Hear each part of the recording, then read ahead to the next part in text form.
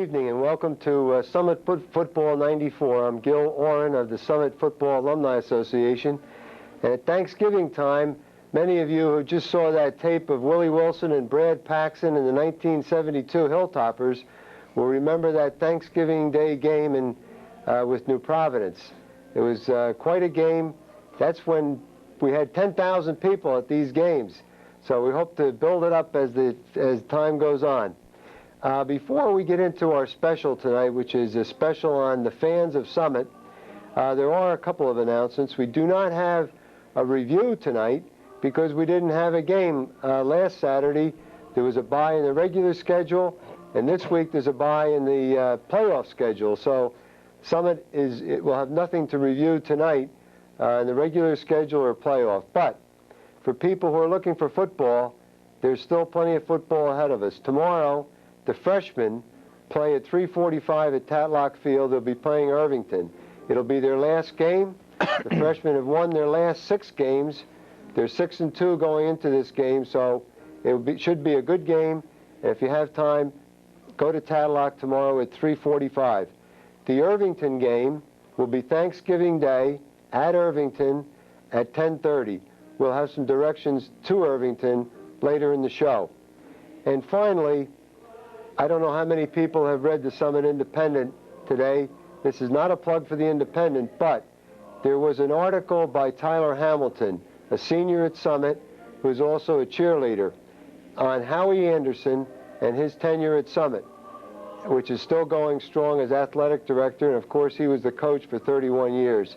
It's an excellent article about a person who's given a lot to Summit High School, and we recommend that you review that. Tonight, the special, the weekly special, is about the fans of Summit. At the Rawway game, we took our camera and our cameraman, Gary Hollingsey, to Tatlock Field and interviewed at random some of the Summit fans. If you are a big Summit fan and weren't included, we apologize. But there are a great number of fans that were interviewed, and we'd like to share that with you now.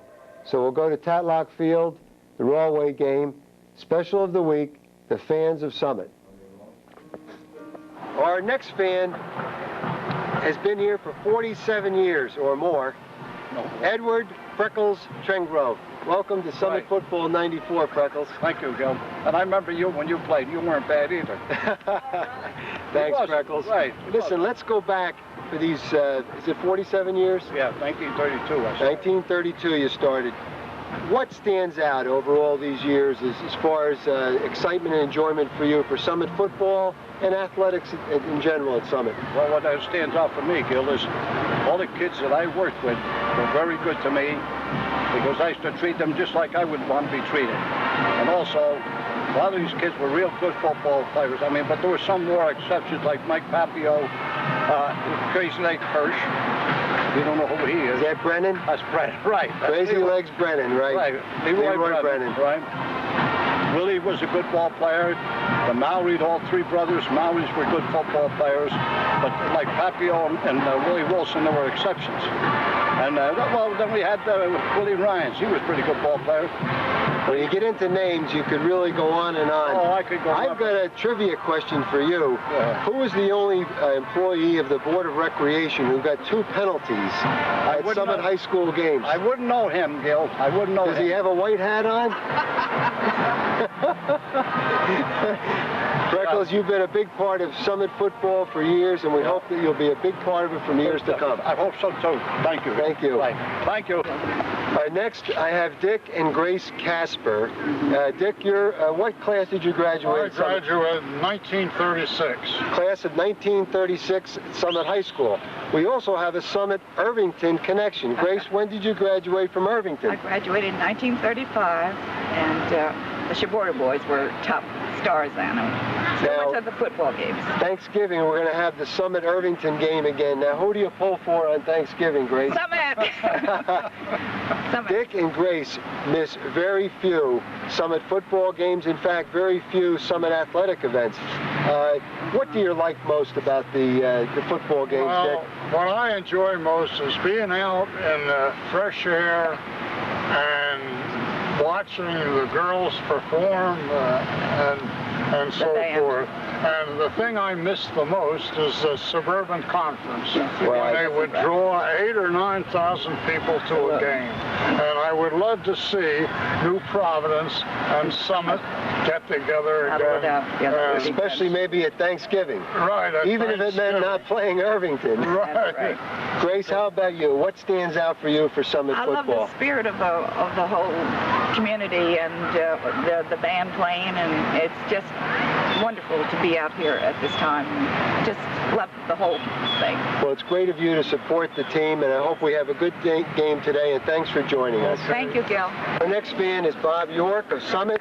Bob is no stranger to Summit and Summit football. He's on the Board of Recreation for 15 years and comes, I don't think he misses a game, do you, Bob? Oh, I try not to. I'll tell you, I think Summit football does more for this town than any other single thing. Bring us together. Spirit and so on. You got it. You And got it doesn't hurt to have a team that looks like it's going to be in the playoffs this year That either. certainly is right. How many years have you been following Summit football, Bob? Oh, probably 35. Is there any one team or player that stands out in your mind over those years? I remember Bradall kicking that field goal in At the Meadowlands? At the Meadowlands. You better believe it. No. Who could forget that? 10-7. That's What a right. game. That's right. That's Bob, right. thanks for joining us today. Okay, I got to get my hot dog. There you go. Our next fan is super fan Mike Fiorentino. For those of you who have heard Mike sing the national anthem at the Summit Games, you have a chance now to see him, and we'll talk to Mike briefly about Summit football. Mike, when did you graduate from Summit High School? 1942. 42.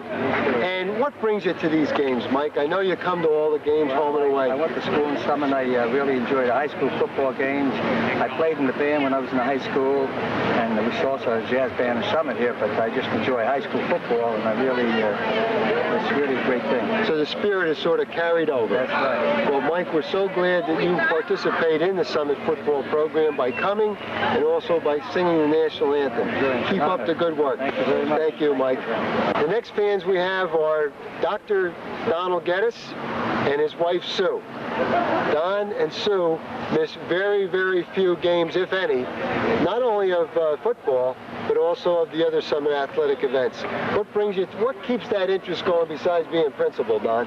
Well, I normally have a son or a daughter involved in the program, and this year I have a son in the band, and we just like to watch football anyway. Well, you have a little Hilltopper blood in you too, don't you? Hilltopper blood. I'm a Hilltopper. You can tell us what year you graduated. I'd rather not answer that. Was Coach Cornog the coach? Yes. That answers the question. And Sue, do you enjoy the games too? I love to come. It's fun to be out here. I know it's not just the football too. I see it, the basketball, the baseball games, and so on. Right. Field hockey. And field hockey. Yes. Megan's on the field hockey Megan's team. on The hot dogs are good.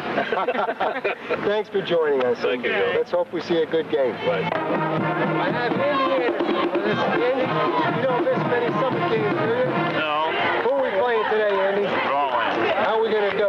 Pretty good. Listen, yesterday the freshmen played. How did they do? Pretty good. Did they? Yeah. What do you like about the football games the most, Andy? I like to watch them. Take a look at the players, the defense, Watch the offense play good. Think we're going to get into the playoffs this year? Yeah. And how do you think we'll do? We have to win today's game, Right? and the other team has to lose today. Right. But if we get into the playoffs, how do you think we'll do, okay? Okay. Thanks for joining us, Andy. We have Hilltopper fan Todd Nichols, Dwight Nichols, and Jerry Hunt. They're not only fans, but they're former Hilltoppers, 87, 89, and 81. Jerry played on the 1980 state championship team. What keeps bringing you back here to see the football games? Todd, you first. Well, pretty much I just come to just watch the game, see how the team's doing. 87 is the first year that Summit entered into the Watch-On Conference, and I just like to see how they in it now. And it seems like they're doing pretty well. And you're just out of the service, aren't you, Todd? Yes, sir. Well, congratulations. Dwight? Just come back because I was a member of the 88 championship team that we had played Dover. And I just like to come back and see if we can win there again. You think they're matching up to your expectations? I guess so, yeah. In ways, I think. But like I said, I have, friends. Jerry's nephew, Tory, plays, and he's a real good player. I'd like to see him. Well, maybe they'll get into the playoffs again. Jerry, besides liking football, you have a special interest there. I most certainly do. I enjoy coming to the games and watching all the kids play, but I most definitely enjoy watching my nephew play. Number 8. Let's hope he has a good game today. As far as enjoying the game, thanks for joining us. Thank you. Okay. Yeah, football come in all shapes and sizes and backgrounds. We have Jim Free, obviously he's a member of the Summit Youth Sports. Jim, what year did you graduate from Summit? 1987. So you did most of the punting there during your career, didn't you? Yes, I did. And a little punting in college thereafter.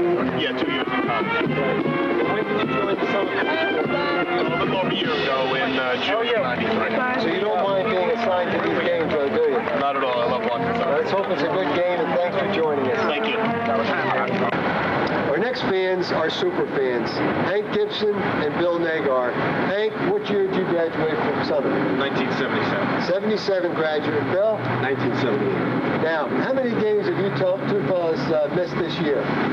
This year? None. 0, I'd say, Gil. None. They're at every game and every scrimmage that we had this year, and they're great supporters of Summit High School. Hank, if you had your choice of making a recommendation for the football program, who would you like to see us play? I'd like to see us play Providence on Thanksgiving. That was always a great rivalry, and it's a natural. And the other game I'd like to see is Caldwell this year. They've gotten a lot of publicity in the paper. And good to play them and show them who's best. Well, this year you may get your choice preference as far as Caldwell, because it looks like Summit and Caldwell will be in the playoffs. Maybe not playing each other, but possibly. But Thanksgiving is something we'll have to look at in the future. Right. Bill, why do you follow Summit football the way you do? Well, being born and raised in Summit, Gil, all the Saturday afternoons are Hilltopper football to me. And just coming to Tatlock brings back a lot of memories to me. Teams are always well disciplined and well prepared for our opponents. And the facilities here at Tatlock are second to none to me. Fellas, thanks for joining us, and we'll see you at the next game. We have are Fred Fleming and Sam Fusco. Fred, SHS graduate, what year? 1940. 1940. How far back do you remember Summit football? Into the early 30s. And is there somebody that you can recall from the 30s that stands out as an outstanding player and someone that you might have had some association with? Yes, a fellow named Alan Schmidt. Al Schmitz. And didn't he attend that 100-year reunion 2 years ago? Yes, he did. But unfortunately, I missed him at that time. And he played in the 30s, and didn't he get injured there against Plainfield, was it? Broke his leg, and he came over at Plainfield one day. And were you there? Yes, I was. And what capacity were you there, Fred? The water boy. So you do have a long history of Summit football. Yes, I do. I know you come to a lot of the practices and don't miss many games. Why do you stay interested in Summit football, Fred? I enjoy seeing the kids have a good time, and I hope it continues that way. Well, so do I. And thank you for joining us. Thank you, Gil. And Sam Fusco. Sam, we're contemporaries, so I can say it. We graduated in the 50s together. You're a Summit High graduate. And you've been involved in Summit football over the years in a number of ways. And Darryl, your son, was the captain. 88. 88 team. Right. And that was a pretty good team. They played the toughest schedule that Summit High School probably ever faced, and they had a scrap for every game, and they had a 6-2 record, and they went up to Dover. They were a big underdog, and they did a heck of a job, and it was probably one of the greatest Summit High School games I ever saw. Will you ever forget the ending of that Dover game? Never forget it. Mark Smith, the smallest guy on the team, making the tackle against the biggest guy you could ever want to tackle. But Smitty just had all heart, and he hit him, and he fell like 1 foot short of the goal line, and it probably was the most thrilling game you could ever witness, I'll tell you. Sam won't tell you this, but I will. That year, we did not have lights on the practice field, and as daylight saving time came, we needed time to practice. Sam, Phil Ryan, John Cherry, Bud Smith, and others got together and put up the lights at the practice field so that the team could practice the rest of that season and get ready for the championship game against Dover. Sam, I'm not going to ask you to comment on that, but we want to thank you and the rest of the fellows and the boosters for putting up those lights. They're still there, and again this year, for the 4th straight year, we're in the playoffs, and we'll be using those lights. Thank you. No, I'll tell you, it's a pleasure to do it for Summit football, because Summit football, ever since I was in high school, is just a super thing to follow, and we donated the lights, and we all worked hard to do it, and it's all for Summit football. Sam, thanks a lot. Thanks, Gil. Okay. Welcome back, and I hope you enjoyed that. And for you fans who were not included in the interview, there'll always be tomorrow. There'll be more interviews in the future, and we tried to get as many people as possible because there are so many great Summit fans. Speaking of great Summit fans, the Hilltopper of the Week is with us tonight, and he's Don Geddes, the principal of Summit High School. Don, welcome to Summit Football 94. Thank you, Gil. And of course, we have Ray McCran, the head coach of the Summit Hilltoppers. Ray, we have a couple weeks off here. Not that we're not practicing, but it must be a little funny in the middle of the season to have a couple of weeks with a bye in the regular season and then a bye in the playoffs. Well, we've tried to keep our intensity down. We've given the players a little bit of time off. Our practice sessions have been cut. The time has been cut. We're not spending as much time on the field, but Saturday morning we're going to crank it up again, getting ready for our game with Irvington. We'll be ready for Irvington on Thanksgiving, I take it. We'll be ready. Good.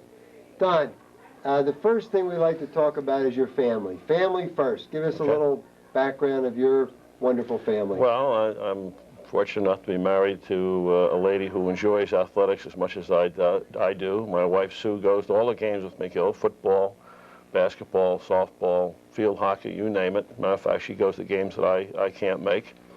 I have 7 children in whom I take great pride. Kathleen, who was a Summit graduate, class of '74. Aaron, class of '75. Deirdre, class of '77. Eileen, class of '79. Christopher, class of '91, is a senior at St. Bonaventure. My son Kevin is a member of the marching band, is a senior in Summit High School now, and Megan is a 3-sport lady hilltopper who is a junior. And this wasn't done with a teleprompter, was it? No, no.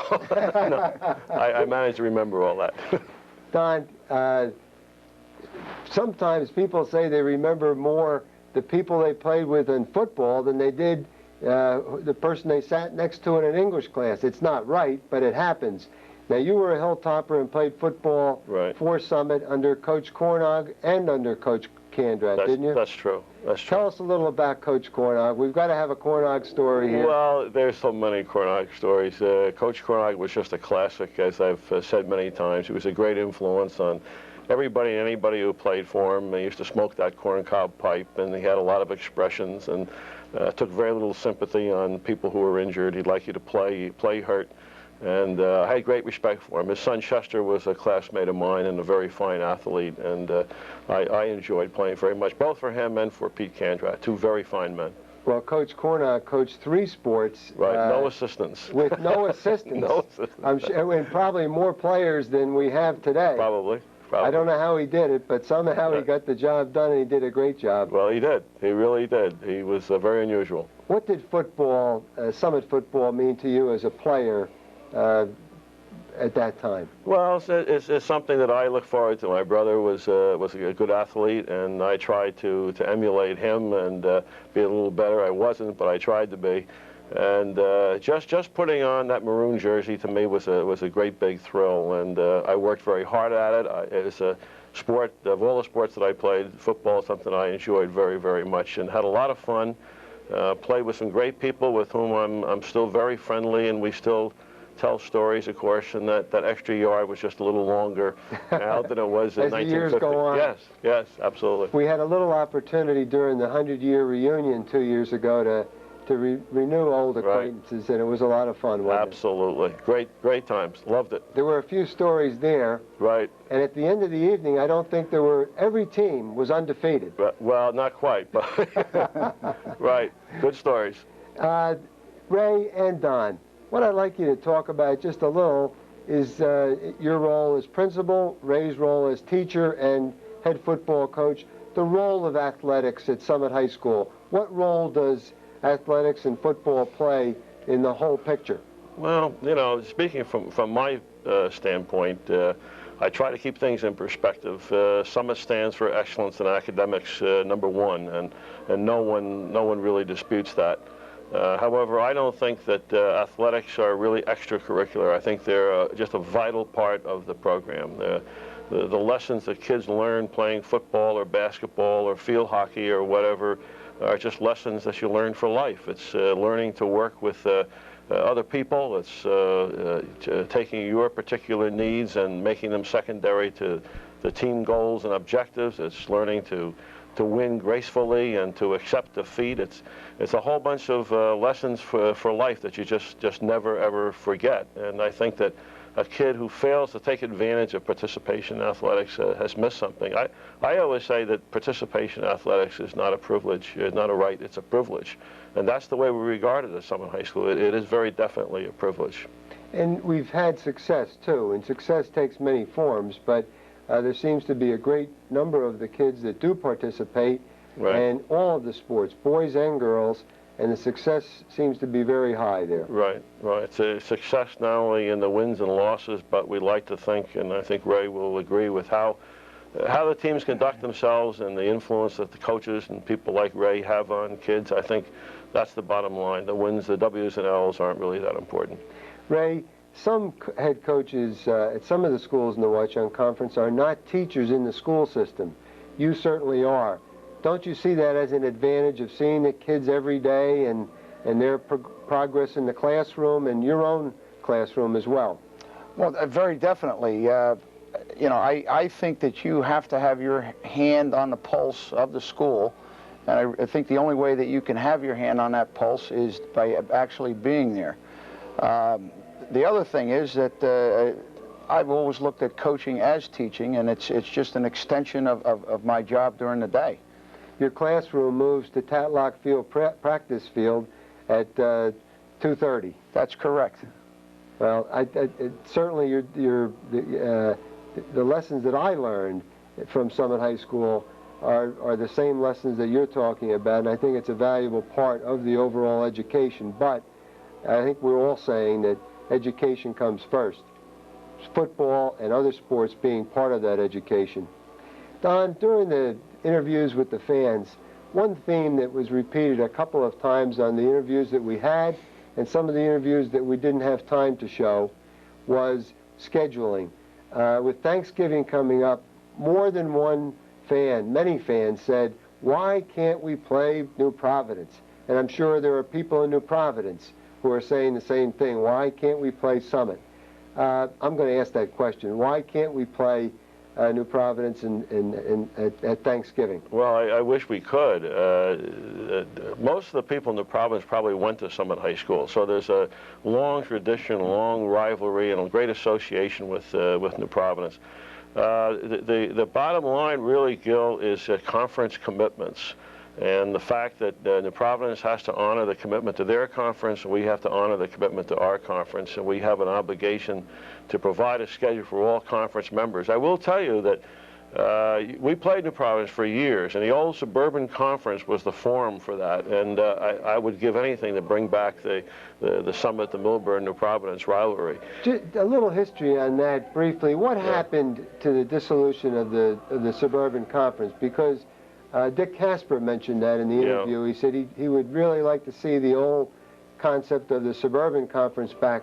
What happened to that? Well, really what happened was that some of the schools became quite small. They didn't feel that they could compete. They felt they could be more competitive in another league, and New Providence was one of them. Matter of fact, when New Providence left us, I thought it was kind of the death knell of the Suburban Conference. And within a year, as you know, after they left, we formed another conference.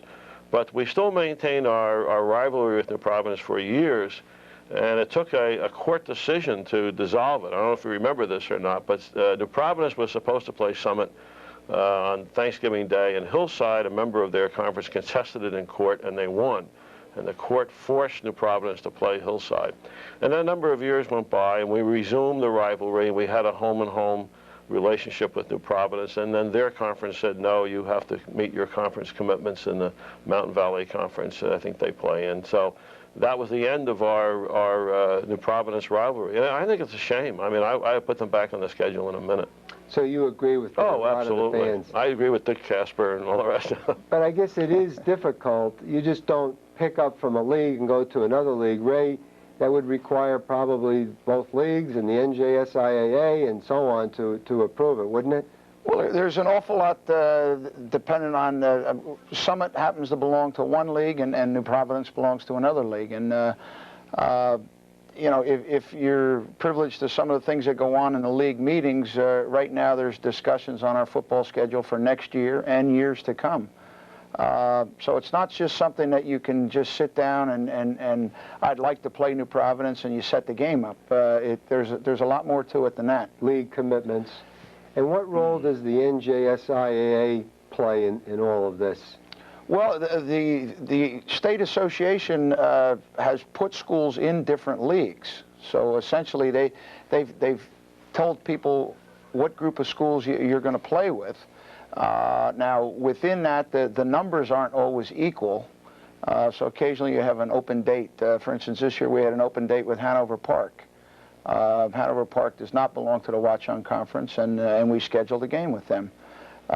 So things can be worked out, but this would have to be a mutual type of thing where New Providence had the same date open that we have open.